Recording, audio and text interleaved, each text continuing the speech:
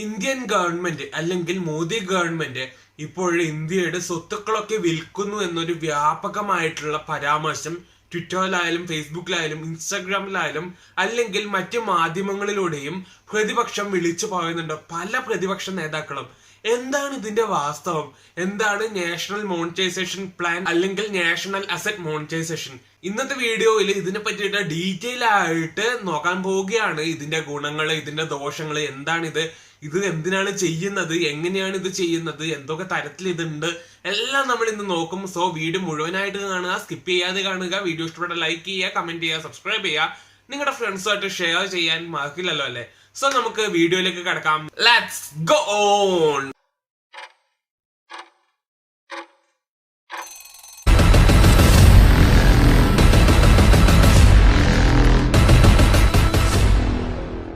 ഒരു കുഞ്ഞ് എക്സാമ്പിളിലൂടെ എന്താണ് നാഷണൽ മോണിറ്റൈസേഷൻ പോളിസി എന്ന് ചുരുക്കി പറഞ്ഞു തരാം കേട്ടോ. നിങ്ങളുടേത് 2 നില വീടാണെന്ന് വിചാരിക്കുക. നിങ്ങളുടെ വീട്ടില് അത്രത്തോളം ആൾക്കാരൊന്നുമില്ല, 2-3 പേരേ ഉള്ളൂ. അപ്പോൾ മുകളിലെ നില ആരും യൂസ് ചെയ്യുന്നില്ല എന്ന് വിചാരിക്കുക. ഓക്കെ, അപ്പോൾ ആ ഒരു മുകളിലെ നില ഉപയോഗശൂന്യമായിട്ട് കിടക്കുകയാണല്ലേ. ആ മുകളിലെ നില വാടകയ്ക്ക് കൊടുക്കുകയാണെങ്കിൽ നിങ്ങൾക്ക് പൈസ കിട്ടും അല്ലെ. ഈ വാടകയ്ക്ക് താമസിക്കാൻ വരുന്നവര് റൂമൊക്കെ വൃത്തിയാക്കി വെക്കും, അവിടെ ഒരു സർക്കുലേഷൻ ഒക്കെ നടക്കും. അപ്പോൾ ഇത്തിരി കൂടി അഴുക്കാവാതെ അല്ലെങ്കിൽ മോശമാവാതെ അവിടെ കിടക്കും. ഇതേ സെയിം സാധനം നമ്മുടെ ഗവൺമെന്റ് ലെവലിൽ അല്ലെങ്കിൽ രാജ്യാന്തര ലെവലിൽ അപ്ലൈ ചെയ്യുന്നതാണ് നാഷണൽ മോണിറ്റൈസേഷൻ പോളിസി. അതായത് നമ്മുടെ രാജ്യത്ത് ഒരുപാട് സ്വത്തുക്കൾ ഉണ്ടല്ലേ, ഒരുപാട് കാര്യങ്ങളുണ്ട്. റോഡുകളായിട്ട്, റെയിൽവേസ് ആയിട്ട്, മെട്രോ, ഇലക്ട്രിസിറ്റി, അതുപോലെ ഒരുപാട് കാര്യങ്ങളുണ്ടല്ലേ. ഈ ഒരു കാര്യങ്ങളൊക്കെ പണ്ടേ ഉണ്ടാക്കി ഇട്ടതാണ്. അപ്പോൾ ഇതിൽ ചില കാര്യങ്ങളൊക്കെ നമ്മൾ യൂസ് ചെയ്യാതിരിക്കുന്നുണ്ട്, അല്ലെങ്കിൽ നമ്മൾ നോർമലായിട്ട് ഇങ്ങനെ പൊക്കോണ്ടിരിക്കുവാണ്. അപ്പോൾ ഇങ്ങനെയുള്ള കാര്യങ്ങൾ നമ്മൾ പ്രൈവറ്റ് കമ്പനികൾക്ക് ലീസിന് കൊടുക്കുകയാണ്, അല്ലെങ്കിൽ തൽക്കാലത്തേക്ക് ഉപയോഗിക്കാൻ ഇത്ര കൊല്ലത്തേക്ക്, 20 കൊല്ലം 30 കൊല്ലത്തേക്ക് കൊടുക്കുകയാണ്. അപ്പോൾ ഈ ഒരു പ്രൈവറ്റ് കമ്പനി ഗവൺമെന്റിന് ഒരു പൈസ കൊടുക്കും. അതായത് ചിലപ്പോൾ 50 ലക്ഷം കൊടുക്കാം, 50 കോടി കൊടുക്കാം. ആ ഒരു പ്രൊജക്ടിന്റെ അല്ലെങ്കിൽ ആ ഒരു സാധനത്തിന്റെ ബേസിൽ, ആ ഒരു മൂല്യത്തിന്റെ ബേസിൽ 20 കൊല്ലത്തേക്ക് അതിന്റെ കൺട്രോൾ പ്രൈവറ്റ് കമ്പനിയുടെ, ആ വാങ്ങുന്ന കമ്പനിയുടെ കയ്യിലായിരിക്കും. അതായത് അതുവഴി കിട്ടുന്ന എല്ലാ ഏർണിങ്സും ലാഭവും പ്രൈവറ്റ് കമ്പനി കിട്ടും. അവർ പുതിയതായിട്ട് എന്തെങ്കിലും ഇൻട്രൊഡ്യൂസ് ചെയ്യുമ്പോൾ അതിൽ നിന്ന് കിട്ടുന്ന ലാഭവും പ്രൈവറ്റ് കമ്പനിക്ക് തന്നെ ആയിരിക്കും അല്ലെ.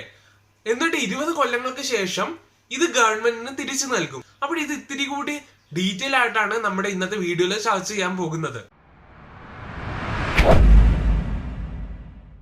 നാഷണൽ മോണിറ്റൈസേഷൻ പോളിസി അല്ലെങ്കിൽ അസറ്റ് മോണിറ്റൈസേഷൻ പോളിസി എന്നൊക്കെ പറയുന്നത് 3 തരത്തിൽ നമുക്ക് ചെയ്യാൻ പറ്റും. ഒന്നാമത്തത് റെന്റ് അല്ലെങ്കിൽ ലീസ്, അതായത് ലീസിന് കൊടുക്കുക, വാടക കൊടുക്കുക. ഇത്ര കാലം കഴിഞ്ഞിട്ടാകുമ്പോൾ തിരിച്ചു കിട്ടുന്ന സാധനമാണ്. രണ്ടാമത്തത് ഗവൺമെന്റും പ്രൈവറ്റും കൂടി ഒരുമിച്ചിട്ട് നടത്തുന്നത്. അതായത് ഗവൺമെന്റ് ഇപ്പോഴും സ്ഥലം കൊടുക്കും, പ്രൈവറ്റ് കമ്പനി വന്നിട്ട് അവിടെ എന്തെങ്കിലും സ്ഥാപിക്കും, എന്നിട്ട് ഇത്ര കൊല്ലത്തേക്ക് പ്രൈവറ്റ് കമ്പനി അതിൽ നിന്ന് ഏർണിങ്സ് ഉണ്ടാക്കും. അതായത് നമ്മുടെ റോഡൊക്കെ കൺസ്ട്രക്ട് ചെയ്തിട്ട് ടോൾ പിരിക്കുന്നില്ലേ, അതുപോലത്തത്. മൂന്നാമത്തത് ഫീസ് ഈടാക്കുക. അതായത് നമ്മുടെ എന്തെങ്കിലും ഗവൺമെന്റ് സ്ഥാപനമായിരിക്കും, അല്ലെങ്കിൽ ഇപ്പോഴും എയർപോർട്ടൊക്കെ വിചാരിക്കുക, അവിടെ ഒരുപാട് പരസ്യങ്ങൾ കൊടുക്കുന്നുണ്ടാവും, അല്ലെങ്കിൽ ഒരുപാട് കുഞ്ഞു കുഞ്ഞു ഷോപ്പുകൾ ഉണ്ടാവും, അല്ലെങ്കിൽ ബർഗറിന്റെ ഷോപ്പ് ഉണ്ടാവും, അങ്ങനെ ഒരുപാട് സ്ഥാപനങ്ങൾ ഉണ്ടാവില്ലേ, അവിടെ നിന്നൊക്കെ പൈസ കിട്ടും. അവിടെ നിന്നുള്ളതാണ് ഫീസ്. അപ്പോൾ 3 തരമായല്ലോ.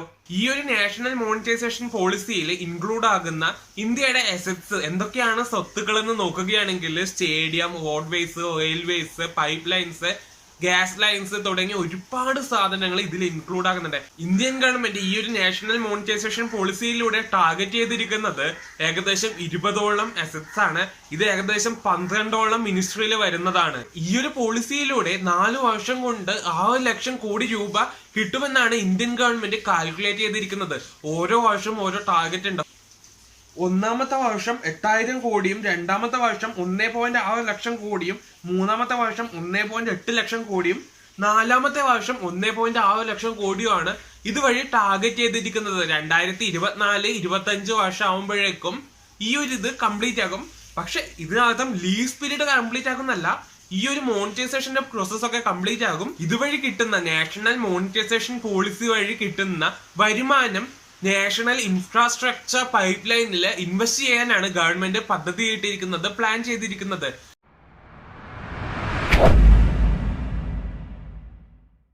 National infrastructure pipe line Indian ഗവൺമെന്റിന്റെ തന്നെ മറ്റൊരു പദ്ധതിയായിരുന്നു. 2 വർഷം മുന്നേ വന്ന ഈ ഒരു പദ്ധതിയിൽ ഇനിയും ബാക്കിയുണ്ട് കേട്ടോ, കംപ്ലീറ്റ് ആവാൻ ബാക്കിയുണ്ട്. ഈ ഒരു നാഷണൽ ഇൻഫ്രാസ്ട്രക്ചർ പൈപ്പ് ലൈനിന്റെ മെയിനായുള്ള 2 എയിമാണ് ഇവിടുത്തെ ഇന്ത്യൻ പൗരന്റെ ലിവിങ് ഈസ്, അതായത് ജീവിത സാഹചര്യം കൂട്ടാനും അല്ലെങ്കിൽ അവർക്ക് സൗകര്യം കൂട്ടാനും, രണ്ടാമത്തത് ഇന്ത്യൻ എക്കോണമി ബൂസ്റ്റ് ചെയ്യാനും, അതായത് ഇന്ത്യയുടെ സാമ്പത്തിക സ്ഥിതി മെച്ചപ്പെടുത്താനും അല്ലെങ്കിൽ വർദ്ധിപ്പിക്കാനുമാണ് ഇതുവഴി പദ്ധതി ഇട്ടിട്ടുണ്ടായിരുന്നത്. സോ അത് പ്രോഗ്രസീവ് ആണ്. അതിലേക്ക് ഇൻവെസ്റ്റ് ചെയ്യാൻ വേണ്ടിയിട്ടാണ് ഈ ഒരു പണം മെയിൻ ആയിട്ട് യൂസ് ചെയ്യാൻ പോകുന്നത്. ഈ ഒരു നാഷണൽ ഇൻഫ്രാസ്ട്രക്ചർ പൈപ്പ് ലൈന് കൊണ്ടുവന്ന ടൈമില് സെൻട്രലിന്റെ അടുത്തുനിന്നും സ്റ്റേറ്റിന്റെ അടുത്തുനിന്നും പ്രൈവറ്റ് സെക്ടറിന്റെ അടുത്തുനിന്നും പൈസ കളക്ട് ചെയ്യാൻ വേണ്ടിയിട്ടാണ് പദ്ധതി ഇട്ടിട്ടുണ്ടായിരുന്നത്. ഏകദേശം 110 ലക്ഷം കോടി രൂപയാണ് ഇതിനു വേണ്ടിയിട്ട് ഇൻവെസ്റ്റ് ചെയ്യാൻ വേണ്ടി വിചാരിച്ചിരുന്നത്. സെൻട്രലിന്റെ അടുത്ത് 39%, സ്റ്റേറ്റിന്റെ അടുത്ത് 39%, ഈ ഒരു പ്രൈവറ്റ് സെക്ടറിന്റെ അടുത്ത് 22% കളക്ട് ചെയ്തിട്ട് ഈ ഒരു national infrastructure pipe line complete ചെയ്യാനാണ് ടാർഗറ്റ് ചെയ്തിരുന്നത്. ഇതിലേക്കുള്ള ഒരു നിക്ഷേപമായിട്ടാണ് ഈ ഒരു മോണിറ്റൈസേഷൻ പോളിസിനെ കരുതുന്നത്. ഇനി ഈ ഒരു നാഷണൽ മോണിറ്റൈസേഷൻ പോളിസിയുടെ പ്രോഗ്രാമിന്റെ ബെനിഫിറ്റ്സ് എന്തൊക്കെയാണെന്ന് നോക്കാം.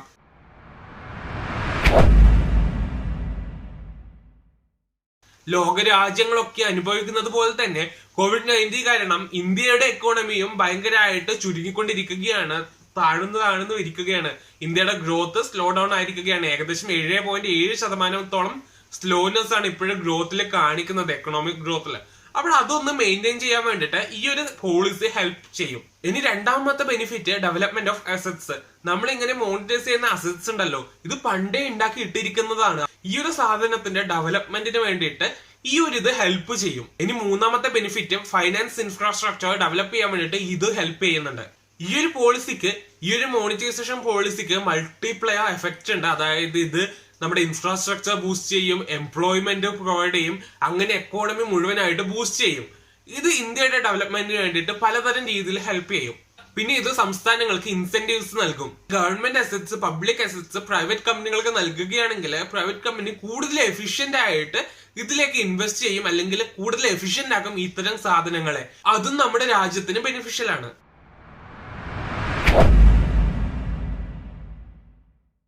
പക്ഷെ ഇത്രയൊക്കെ ബെനിഫിറ്റ്സ് ഉണ്ടായിട്ടും ഇതിനെതിരെ ഒരുപാട് ക്രിറ്റിസിസം വരുന്നുണ്ട്. ഒന്നാമത്തത്, ഇന്ത്യൻ ഗവൺമെന്റ് അല്ലെങ്കിൽ മോദി ഗവൺമെന്റ് ഇന്ത്യയുടെ സ്വത്ത് മുഴുവൻ പ്രൈവറ്റൈസ് ചെയ്യുകയാണ്, വിറ്റ് തുലയ്ക്കുകയാണെന്നുള്ളൊരു വ്യാപകമായിട്ടുള്ള വിമർശനം വരുന്നുണ്ട്. അത് ഓപ്പോസിഷന്റെ അടുത്താണ്. ഓക്കെ, ഒന്നാമത്തത് അത്. ഇനി രണ്ടാമത്തത്, സ്റ്റേറ്റുകൾക്ക് കൊടുക്കുന്ന, സംസ്ഥാനങ്ങൾക്ക് കൊടുക്കുന്ന ഇൻസെന്റീവ്സ് തന്നെയാണ്. ഇതിന്റെ ഒരു പ്ലാന് കാണുമ്പോൾ തന്നെ ഫുള്ളായിട്ട് പ്രൈവറ്റൈസ് ചെയ്യാനുള്ള ഒരു ലക്ഷ്യത്തോടെയാണ് ഇത് ഇൻട്രൊഡ്യൂസ് ചെയ്തതെന്ന് എല്ലാവർക്കും ഡൗട്ട് തോന്നുന്ന തരത്തിലുള്ളതാണ്. അതെന്താണെന്ന് നോക്കാം. 3 ലെവലിലാണ് ഇതുള്ളത്. സംസ്ഥാനങ്ങൾ അവരുടെ സ്വത്തുക്കള് ഡിസ്ഇൻവെസ്റ്റ്മെന്റ് ചെയ്യുകയാണെങ്കിൽ അല്ലെങ്കിൽ വിൽക്കുകയാണെങ്കിൽ 100% റിട്ടേൺ ഓഫ് ബഡ്ജറ്റ് സ്റ്റേറ്റ് ഗവൺമെന്റിന് സെൻട്രൽ ഗവൺമെന്റിന്റെ അടുത്ത് കിട്ടും. ഇനി അഥവാ ഇവരുടെ ഇത് സ്റ്റോക്ക് മാർക്കറ്റിലേക്ക് ഇൻവെസ്റ്റ് ചെയ്യുകയാണെങ്കിൽ 50% റിട്ടേൺ ഓഫ് ബഡ്ജറ്റ് സ്റ്റേറ്റിന് ലഭിക്കും. ഇനി സ്റ്റേറ്റ് ഗവൺമെന്റ് അസറ്റ്സ് മോണിറ്റൈസ് ചെയ്യുകയാണെങ്കിൽ 30% റിട്ടേൺസ് സ്റ്റേറ്റിന് ലഭിക്കും. ഇങ്ങനെയുള്ള സ്റ്റേറ്റ് ഗവൺമെന്റിന് നൽകുന്ന ഇൻസെന്റീവ്സ് പ്രൈവറ്റൈസേഷനെ പ്രോത്സാഹിപ്പിക്കുന്നതാണെന്നുള്ള വിമർശനമാണ് ഉയരുന്നത്.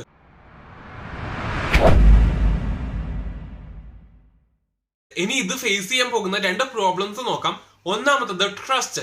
ഇത്രയും പണം മുടക്കിയിട്ട്, ഇത്രയും ലക്ഷം കോടിക്കണക്കിന് രൂപ മുടക്കിയിട്ട് ഇങ്ങനെ ഒരു സാധനം വാങ്ങേണ്ടതല്ല, ലീസിന് എടുക്കേണ്ട ആവശ്യമുണ്ടോ? അതായത് 2-3 കൊല്ലത്തേക്ക് അല്ലെങ്കിൽ 20-30 കൊല്ലത്തേക്ക് ലീസിന് എടുക്കേണ്ട ആവശ്യമുണ്ടോ? അവർക്ക് അത് ലാഭം തരുമോ? ഇത്രയും റിസ്ക് എടുക്കേണ്ട ആവശ്യമുണ്ടോ? ഒന്നാമത്തെ ചോദ്യം അതാണ്. രണ്ടാമത്തത് ഇംപ്ലിമെന്റേഷൻ ആണ്.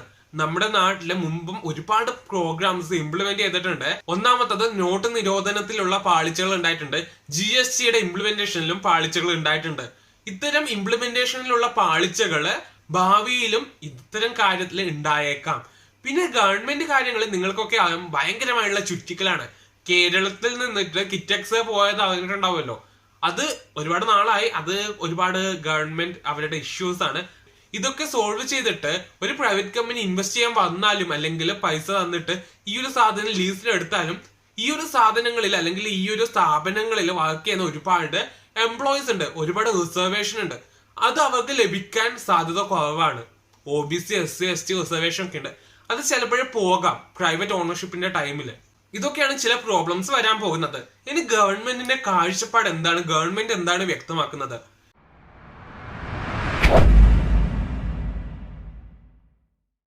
ഈ ഒരു ഇത് ചെയ്യുന്നതിലൂടെ ഈ ഒരു അസറ്റ്സിന്റെ ഓണർഷിപ്പ് മുഴുവനായിട്ട് ഗവൺമെന്റിന്റെ കയ്യിൽ തന്നെ ആയിരിക്കും, അത് നഷ്ടപ്പെടുന്നില്ല. രണ്ടാമത്തത് മാൻഡേറ്ററി ഹാൻഡ് ബാക്ക്, അതായത് ഈ ഒരു സാധനം ഒരു കാലം കഴിഞ്ഞാൽ ആ ഒരു ലീസ് പീരീഡ് കഴിഞ്ഞാൽ തിരിച്ചു കിട്ടും. ഇനി മൂന്നാമത്തത് മോണിറ്റൈസ് ചെയ്യാൻ പോകുന്നത് ബ്രൗൺ ഫീൽഡ് അസറ്റ്സ് ആണ്, അതായത് ഓൾറെഡി എക്സിസ്റ്റ് ആയിട്ടുള്ള ഓൾറെഡി ഡെവലപ്ഡ് ആയിട്ടുള്ള അസറ്റ്സ് ആണ് ഈ ഒരു മോണിറ്റൈസ് ചെയ്യാൻ പോകുന്നത്. ഈ 3 കാര്യങ്ങളാണ് ഗവൺമെന്റ്, സെൻട്രൽ ഗവൺമെന്റ് മുന്നോട്ട് വെക്കുന്നത്. ഒരുപാട് കൊല്ലം കഴിഞ്ഞിട്ടാകുമ്പോഴേ ഗവൺമെന്റിന്റെ ഫെയിലിയേഴ്സ് എണ്ണുന്നതിന്റെ കൂട്ടത്തിൽ ഇതും കൂടി വരാതിരിക്കാൻ വേണ്ടിയിട്ട് നമുക്ക് പ്രാർത്ഥിക്കാം. സോ ഇത്രയൊക്കെയാണ് ഇന്നത്തെ വീഡിയോ. മറ്റൊരു വീഡിയോയിൽ മറ്റൊരു വിഷയമായിട്ട് കാണുന്നത് വരെ signing off Raj. Bye. Like ചെയ്യാൻ, കമന്റ് ചെയ്യാൻ, ഷെയർ ചെയ്യാൻ, സബ്സ്ക്രൈബ് ചെയ്യാൻ മറക്കല്ലേ. ബൈ.